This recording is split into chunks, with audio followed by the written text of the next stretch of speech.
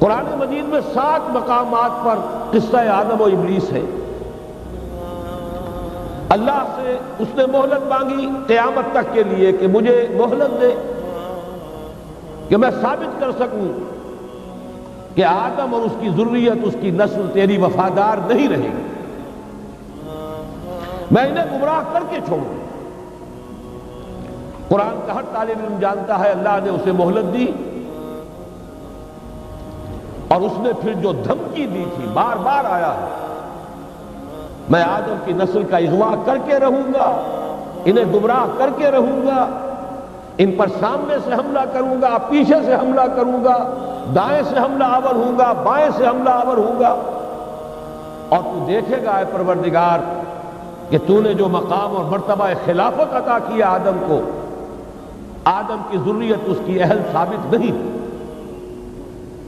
یہ چیلنج ہے جو قرآن مجید میں آیا ہے۔ اب ایک بات یہ نوٹ کیجئے کہ اس ذریت آدم کا جو ازلی دشمن ہے ابلیس، اس کا سب سے بڑا ایجنٹ اس دنیا میں کئی ہزار برس سے یہودی ہے۔ دنیا میں انسانوں میں ان کے سب سے بڑے ایجنٹ کارندے، وہ مغضوب علیہ القوم، وہ ملعون قوم، لعن الذین کفروا من بنی اسرائیل علی لسان داؤد و عیسی ابن مریم۔ تاریخ یہ بتا رہی ہے کہ ان کی دشمنی ہمیشہ رہی، تمام انبیاء سے رہی۔ حضرت مسیح علیہ السلام کو انہوں نے اپنے بچپن سے سولی پر چڑھایا۔ خود نبی اکرم صلی اللہ علیہ وسلم اور آپ کے صحابہ کے ساتھ جو معاملہ رہا، میں اس وقت تاریخ اور سیرت بیان نہیں کر سکتا، صرف قرآن مجید کی گواہی دے رہا ہوں۔ لَتَجِدَنَّ أَشَدَّ النَّاسِ عَدَاوَةً لِلَّذِينَ آمَنُوا الْيَهُودَ وَالَّذِينَ أَشْرَكُوا۔ تمام انسانوں میں مسلمانوں کے بدترین دشمن یہودی اور مشرک ہیں۔ یہ یہودی، میں چاہتا ہوں کہ تاریخ جو ہماری امت مسلمہ کی ہے اس کے حوالے سے ان کا جو بھی کردار رہا ہے اس پر ایک نظر ڈال لیجیے۔ سب سے پہلے عبداللہ ابن سبا یہودی نے اسلام کا لبادہ اوڑھ کر مسلمانوں کو آپس میں ٹکرایا، الفتنۃ الکبریٰ۔ 1,00,000 مسلمان ایک دوسرے کی تلواروں اور نیزوں سے ختم ہوئے۔ خلافت کی توسیع کا جو سیلاب چل رہا تھا، تھمتا نہ تھا کسی سے سیل رواں ہمارا، وہ آپس کی چپقلش سے، خانہ جنگی سے اس سیلاب کے آگے بڑھنے کی توسیع کا معاملہ ختم ہو گیا۔ اس کے بعد تاریخ ایک عجیب حقیقت سامنے لاتی ہے جس کی گواہی خود انہوں نے دی ہے۔ بن گوریان نے جو کتاب لکھی ہے اس میں تسلیم کیا، مسلمانوں کی مہربانی، ایک رؤوف اور رحیم رسول کی امتی ہونے کے ناطے ان میں شفقت اور رحمت، جیسے اللہ تعالیٰ نے حضور سے کہا قرآن میں 2 مرتبہ، اے نبی آپ کی رافت اور شفقت سے یہ کافر اور منافق فائدہ نہ اٹھانے پائیں۔ یا ایھا النبی جاہد الکفار والمنافقین واغلظ علیہم، ان پر سختی کی۔ لیکن یہ کہ حضور کا اپنا ایک مزاج تھا، شفقت، رحمت، رحمت للعالمین بنا کر بھیجے گئے، اسی کا عکس تھا صحابہ کرام میں۔ سب سے پہلا سہارا جو انہیں ملا ہے 550 برس کے بعد انہیں یروشلم میں داخلے کی اجازت حضرت عمر نے دی ہے رضی اللہ تعالیٰ عنہ۔ ورنہ 70 عیسوی میں جب ٹائٹس نے یروشلم کو برباد کیا، ہیکل سلیمانی کو مسمار کیا، 1,33,000 یہودی ایک دن میں قتل کیے، اور اس وقت سے جو جلا وطن کیا ہے تو یہ یروشلم میں داخل نہیں ہو سکتے تھے 550 برس تک، تاکہ اللہ تعالیٰ نے حضرت عمر رضی اللہ تعالیٰ عنہ کے دست مبارک پر یروشلم کو فتح کرایا، اور آپ نے پھر اس کو ڈکلیئر کیا اوپن سٹی۔ یہاں عیسائی بھی آئے، یہودی بھی آئے، اگرچہ ایک حقیقت تاریخی لوگوں کے علم میں نہیں ہے یروشلم میں جو اس وقت عیسائی تھے، انہوں نے جب سرنڈر کیا، انہوں نے ایک شرط پیش کی، یہ ان عیسائیوں کی طرف سے پیش کردہ شرط تھی کہ آپ چاہے یہودیوں کو یہاں آنے کی اجازت دے دیں، بسنے کی اجازت نہیں دیں گے، وہ یہاں کوئی جائیداد نہیں خرید کر سکیں گے، وہ یہاں آباد نہیں ہو سکیں گے۔ چنانچہ اس وقت سے لے کر 1917 تک کوئی یہودی فلسطین میں آباد نہیں ہو سکا۔ البتہ اس عرصے میں جسے یہ ڈائسپورا کہتے ہیں، انتشار کا دور، تسلیم کرتے ہیں کہ ہمارا اس انتشار کے دور میں جو سنہری زمانہ ہے وہ مسلم اسپین، ہسپانیہ میں جب مسلمانوں کی حکومت قائم تھی، پھر مسلمانوں کی شفقت سے، رحمت سے، ان کی نرمی سے فائدہ اٹھا کر، اور انہوں نے وہاں سے عیسائیت بحیثیت مذہب اور یورپی اقوام ان کے اندر نقب لگائی ہے، اور واقعہ یہ ہے کہ اپنے ان ازلی دشمنوں کو انہوں نے فتح کیا۔ اس کو بھی اچھی طرح سمجھ لیجئے، مسلم اسپین سے انہوں نے آزاد خیالی، حریت فکر، اس کے عنوان سے جو کام شروع کیا تھا، اسی کے نتیجے میں یورپ میں پروٹیسٹنٹ مذہب پیدا ہوا۔ جب تک رومن کیتھولک مذہب کا وہاں غلبہ تھا، وہاں یہودیوں پہ بہت سخت پرسیکیوشن بھی ہوتی تھی، انہیں سودی کاروبار کرنے کی اجازت نہیں تھی، لیکن انہوں نے پروٹیسٹنٹس کے ذریعے سے سودی کاروبار کی اجازت لی۔ نمبر 2، آزادی کے نام پر جنسی بے راہ روی کو فروغ دیا، سود کا جال پھیلا کر مالیاتی طور پر اپنی شکنجے میں یورپ کو کش لیا۔ اور تیسری طرف سائنٹیفک جو ترقی ہو رہی تھی، اس کا رخ مادہ پرستی کی طرف پھیر کر جدید دجالی تہذیب کی بنیاد ڈالی۔ علم تو بہت بڑی نعمت ہے، لیکن یہ علم انسان کے لیے مضر ثابت ہوا کیوں؟ اس لیے کہ مادہ پرستی اور الحاد، مذہب کی دشمنی جب یہ کسی قوم کے اندر آ جاتی ہے تو ظاہر ہے کہ اب جتنے وسائل اس کے پاس آ جائیں گے وہ منفی مقاصد کے لیے استعمال ہوں گے، ان کا نتیجہ انسانوں کے حق میں خیر نہیں شر کی صورت میں برآمد ہوگا، اور وہی در حقیقت آج کی یہ دجالی تہذیب ہے۔ اس کا جو سب سے زیادہ تلخ باب ہے، ذرا نوٹ کیجئے، ماضی قریب تک رومن کیتھولک عیسائی یہودیوں کو دشمن سمجھتے تھے، اور یہودیوں کو حضرت مسیح کو سولی پر چڑھانے کا مجرم سمجھتے تھے۔ اگرچہ ہمارا عقیدہ ہے کہ اللہ نے انہیں بچایا، زندہ آسمان پر اٹھایا، لیکن یہ کہ عیسائی بھی مانتے ہیں، یہودی بھی مانتے ہیں کہ ہم نے مسیح کو سولی دے دی۔ عیسائیوں کے عقیدے میں ان کا انتقال سولی پر ہوا، پھر دوبارہ زندہ ہو کر آسمان پر اٹھائے گئے۔ یہ تو ہم جانتے ہیں کہ حقیقت یہ ہے، وَمَا قَتَلُوهُ وَمَا صَلَبُوهُ وَلَٰكِنْ شُبِّهَ لَهُ، ایک ایسے ہی ان کے لیے شبہ کی صورت پیدا کر دی گئی۔ وَمَا قَتَلُوهُ، یقینا ہرگز قتل نہیں کیا، بل رفعہ اللہ الیہ، اللہ نے انہیں اپنی طرف اٹھا لیا۔ بہرحال انہوں نے ابھی حال ہی میں پوپ سے بھی ایک فتویٰ حاصل کر لیا ہے کہ یہودیوں پر جرم نہیں ہے، الزام نہیں ہے مسیح کو سولی دینے کا۔ تاریخ بدل گئی، جو 1900 برس تک ایک تاریخ چلی آ رہی تھی، بیک جنبش قلم پوپ صاحب نے انہیں اس ذمہ داری سے بری۔ اور آپ نے دیکھا ہوگا حال ہی میں اسحاق ریبین جب یہ واشنگٹن سے واپس آ رہا تھا، جب کچھ وقفہ پڑ گیا تھا، جو مصالحت کی گفتگو ہو رہی تھی پی ایل او کے ساتھ، تو واشنگٹن سے واپس آتے ہوئے پوپ سے مل کر آیا ہے۔ اب ویٹیکان نے تسلیم کر لیا ہے اسرائیل کو، اور اس کا اب سفارت خانہ ویٹیکان کا یروشلم میں کھلنے والا۔ میری اس پوری گفتگو کا حاصل کیا ہے؟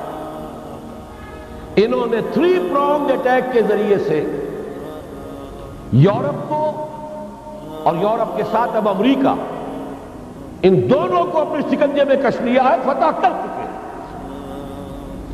یہ وہ بات تھی جو علامہ اقبال اس صدی کے آغاز میں دیکھ آئے تھے، فرنگ کی رگے جاں پنجے یہود میں ہے۔ وہ تو صرف ایک قوم تھی، جرمن قوم، جسے کچھ عرصے کے بعد احساس ہو گیا کہ یہودی کس شے کا نام ہے۔ نتیجتاً یہودیوں کے قول کے مطابق 60 لاکھ یہودیوں کو اس نے قتل کیا۔ لیکن اس کے علاوہ جس کو آج کل ویسٹ کہا جاتا ہے، وائٹ اینگلو سیکسن پروٹیسٹنٹس، ان کے اوپر مکمل تسلط ہے یہودیوں کا۔ وہ یہودیوں کے اعلی کار بنے ہوئے ہیں، سود کے ذریعے سے مالیاتی شکنجے میں جکڑا ہوا۔ فیڈرل ریزرو فنڈ جتنا بھی امریکہ کا ہے، یہ سرکاری بینک نہیں ہے، یہودیوں کے نجی ادارے ہیں۔ اور دنیا کی سب سے بڑی مقروض حکومت جو ہے وہ امریکہ کی ہے، یہودی قرض خواہ ہے، اور امریکہ کی حکومت ان کی مقروض ہے۔ اسی لیے کہا ہے نکسن نے اپنی کتاب میں کہ کوئی پریزیڈنٹ نہیں ہے امریکہ کا جو یہودیوں کی رائے کے خلاف چل سکے۔ اس نے یہ بات کہہ دی اور لکھ دی، کھل کر لکھ دی، اپنی کتاب میں لکھ دی۔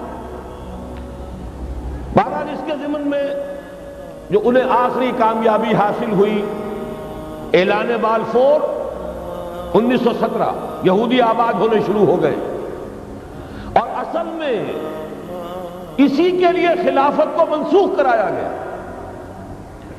سلطان عبدالحمید، اگرچہ یہ ترکی خلافت جو ہے مرد بیمار کمزور، پھر بھی وہ مسلمانوں والا جذبہ اتنا تھا، انہیں بڑی سے بڑی رشوت پیش کی گئی تھی۔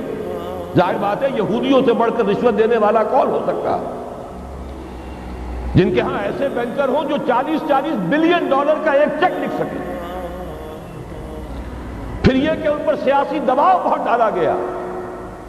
انہوں نے جب تک خلافت عثمانیہ برقرار رہی، یہودیوں کو فلسطین میں آباد ہونے کی اجازت نہیں دی، کہ جو معاہدہ کیا تھا حضرت عمر نے رضی اللہ تعالی عنہ، خلیفہ ثانی نے، خلیفہ راشد نے، ہم اس کے پابند ہیں، اور ہم یہاں یہودیوں کو آباد ہونے کی اجازت نہیں دیں گے۔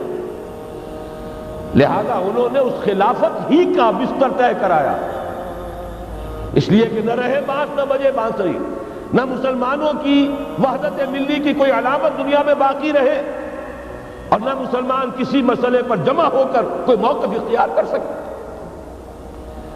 اعلان بالفور کے نتیجے میں آبادکاری شروع ہوئی۔ 1948 میں اسرائیل قائم ہو گیا، معجزہ ہو گیا۔ 1967 میں اس کی توسیع ہو گئی۔ اس میں ایک بات اور بھی عرض کر دوں، یہ سارا کس دور سے ہوا ہے کام؟ آپ نے زائنزم کا نام تو سنا ہے، صہیونی تحریک۔ خود اس کا جو بابا اعظم تھا، آرڈر آف الومیناٹی، 1776 یکم مئی، یہ نظام قائم کیا وائساک نے، اور اس نظام کے تحت فری میسنری اور lodges of the great Orient قائم کیے گئے۔ یہ سارا ہتھ کنڈا وہ ابلیسی نظام، اس کی تفصیل ایک کینیڈین آتھر نے لکھی ہے کتاب میں، پاؤنز ان دی گیم۔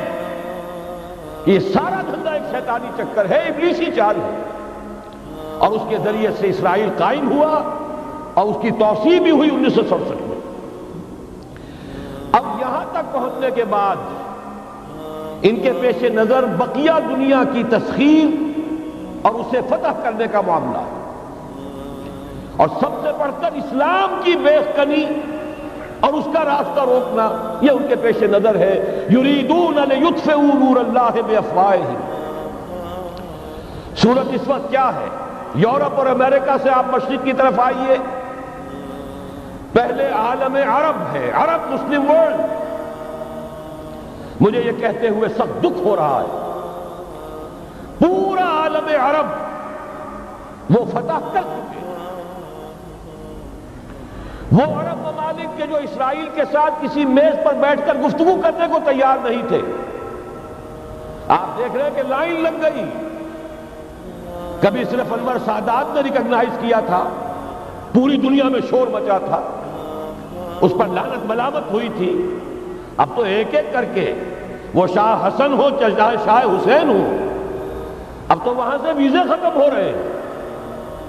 سعودی عرب اور امارات، انہوں نے جو کچھ کاروباری بندشیں لگائی ہوئی تھی وہ ختم کر دی گئی، ان میں نرمی پیدا کر دی گئی۔ یہ صورتحال ہے کہ واقعتاً ان کی جو عالمی تسخیر کا پروگرام ہے وہ آگے بڑھ رہا ہے، اور بدقسمتی سے امت مسلمہ کا جو قلب ہے، اس امت کا قلب امیین پر مشتمل ہے۔ هو الذی بعث فی الامیین رسولا منہم یتلو علیہم آیاتہ ویزکیہم الی آخر الآیہ۔ حضور بھی امی تھے، انہی میں سے تھے صلی اللہ علیہ وسلم، لیکن آج وہ قلب جو ہے عالم اسلام کا، وہ یہودیوں کے شکنجے میں کسا جا چکا ہے۔ اکثر وہاں کے جو حکمران ہیں امریکہ کے ایجنٹ ہیں، اسٹوڈیز ہیں۔ یہ حالات جہاں تک عالم عرب کا تعلق ہے، تلخ حقائق ہیں جو بیان کر رہا ہوں، اس لیے کہ آپ کے سامنے رہنا چاہیے۔ یہ جو اقبال نے کہا کہ دنیا کو ہے پھر مار گئے روح و بدن پیش، ابلیس نے پھر اپنے درندوں کو ابھارا، اللہ کو پامر دیے مومن پہ بھروسہ، ابلیس کو یورپ کی مشینوں کا سہارا۔ یہ دوبارہ ایک بہت بڑے پیمانے پر حق و باطل کا گھمسان کا رنگ پڑنے والا ہے۔ ملاحم کی جو حضور صلی اللہ علیہ وسلم نے پیشین گوئیاں فرمائی، الملحمۃ العظمیٰ، تاریخ انسانی کی عظیم ترین جنگ جو ابھی آنے والی ہے، اس کو سمجھ لیجئے اچھی طریقے سے کہ اس میں جو قوتیں ایک دوسرے کے مقابل آ رہی ہیں وہ کون سی ہے۔ نیو ورلڈ آرڈر کہنے کو امریکہ کے زیر قیادت ہے، حقیقت میں امریکہ خود یہودیوں کے پنجے میں ہے۔ یہ وہی ابلیسی طاقت ہے جو آگے بڑھ رہی ہے۔ عالم عرب کو فتح کرنے کے بعد اب ان کے پاس اگلا عالم اسلام کا حصہ ہے، غیر عرب مسلم ورلڈ۔ ایران ہے، اس کے شمال مشرق میں ترکستان ہے، روسی اور چینی، مشرق میں افغانستان ہے، پاکستان ہے۔ یہ ایک بہت بڑا سالڈ بلاک ہے۔ اس کے بعد اگرچہ ہندوستان آتا ہے، بھارت، ظاہر بات ہے کہ وہاں مسلمان اقلیت میں ہے سوائے کشمیر کے، لیکن یہ نوٹ کیجئے کہ وہاں بھی کم سے کم 15-18 کروڑ مسلمان موجود ہیں۔ آج بھی دنیا کا سب سے بڑا ملک جس میں مسلمانوں کی تعداد اور جن کی نفری سب سے بڑھ کر ہے وہ بھارت ہے۔ اس کے بعد پھر انڈونیشیا، ملائیشیا ہے، اس سے آگے ہے پھر فار ایسٹ، ابھی انہیں فتح کرنا ہے۔ نیو ورلڈ آرڈر کا یوں سمجھئے کہ ابھی یہ ہارڈ نٹ ٹو کریک، ابھی ایک لوہے کا چنا ہے، چائنا کی شکل میں موجود۔ اور مجھے یاد آ رہا ہے ڈیگال کے الفاظ بہت سے لوگوں نے سنے ہوں گے، اس نے کہا تھا کہ ہم نے خامخواہ روس کو اپنا دشمن بنا لیا ہے، وہ تو ہمارا بھائی ہے، وائٹ ریسس، وہ تو بنیادی طور پر یورپین قوم ہے۔ Beware of the yellow masses of the east, تمہیں گھبرانا چاہیے، تمہیں خبر لینی چاہیے۔ وہ مشرق بعید کے جو زرد رو لوگ ہیں، China, Indo China, Japan, yellow races, ابھی اس نیو ورلڈ آرڈر کے لیے جو فتح عالم اور تسخیر عالم کا پروگرام ہے، اس میں پہلے غیر عرب مسلمان دنیا اور پھر یہ فار ایسٹ کا خاص طور پر یلو ماسز، یہ ہے کہ جنہیں ابھی انہیں ٹیکل کرنا ہے۔ اور اسی لیے میں عرض کرنا چاہتا ہوں، حقائق ہمارے سامنے رہنا چاہیے۔ یہ 45 برس کے بعد امریکہ کو کیسے خیال آ گیا کہ کشمیر کا مسئلہ واقعی ہے، ساتھی نے کچھ ملا نہ دیا ہو شراب میں؟ یہ کہاں سے رابن رافیل آئیں پچھلے سال اور مسئلے کو زندہ کر کے چل دی؟ ہم خوش ہوئے، امریکہ نے مان لیا۔ حقیقت میں امریکہ کی نظر ہے اور وہ اس کو چاہتے ہیں کہ کوئی دوسرا اسرائیل بنائے، آزاد بنا کر اس کو اپنے تسلط میں لے۔ اس لیے کہ اگر جو پروگرام ہے، اگر وہاں پر فرض کیجئے بہت مطالبہ ہمارا مان لیا جائے، پلیبسائٹ کرایا جائے، اس کا نتیجہ کیا ہوگا؟ آپ کو آزاد کشمیر سے بھی اپنی فوجیں نکالنی پڑیں گی، آپ کو گلگت اور بلتستان سے بھی فوجیں نکالنی پڑیں گی، بھارت بھی ادھر سے فوجیں نکالے گا، اور رہ جائے گا کون؟ یہ ٹھاٹ پڑا رہ جائے گا جب لا چلے گا بنجارہ، رہ کون جائے گا؟ پھر تو وہی راج کرے گا جو یو این او پر قابض ہے، اور پھر ظاہر بات ہے کہ اس کے پاس دولت کے انبار اور جو بھی ان کی چالاکیاں اور ہوشیاریاں ہیں، ہو سکتا ہے کہ وہ اسے ایک نئے اسرائیل کی شکل دے دیں۔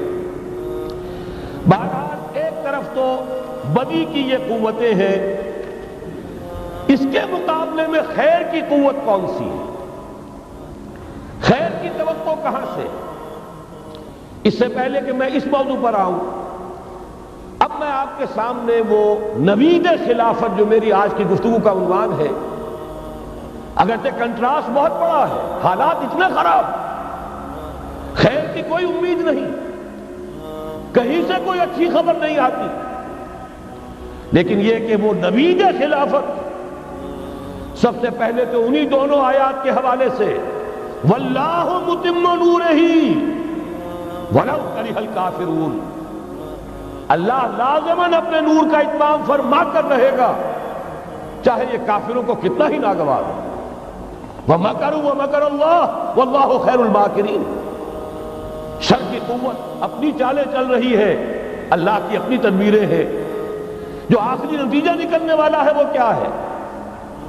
هُوَ الَّذِي أَرْسَلَ رَسُولَهُ بِالْهُدَى وَدِينِ الْحَقِّ لِيُظْهِرَهُ عَلَى الدِّينِ كُلِّهِ وَلَوْ كَرِهَ الْمُشْرِكُونَ۔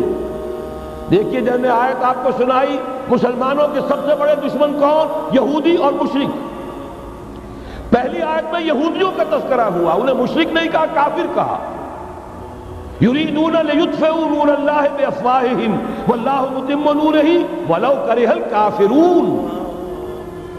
اگلی آیت میں اب آیا، اللہ نے تو اپنے رسول صلی اللہ علیہ وسلم کو بھیجا ہی اس لیے ہے، اس قطعی فیصلے کے ساتھ بھیجا ہے، الہدیٰ، کتاب ہدایت، ہدایت کاملہ قرآن مجید دے کر، دین حق، نظام عدل، عدل و قسط، نظام عدل اجتماعی، سچا دین، سچا نظام دے کر بھیجا تاکہ غالب کرے اسے کل کے کل دین پر، پورے نظام زندگی پر، وَلَوْ كَرِهَ الْمُشْرِكُونَ، چاہے یہ مشرکوں کو کتنا ہی ناگوار ہو۔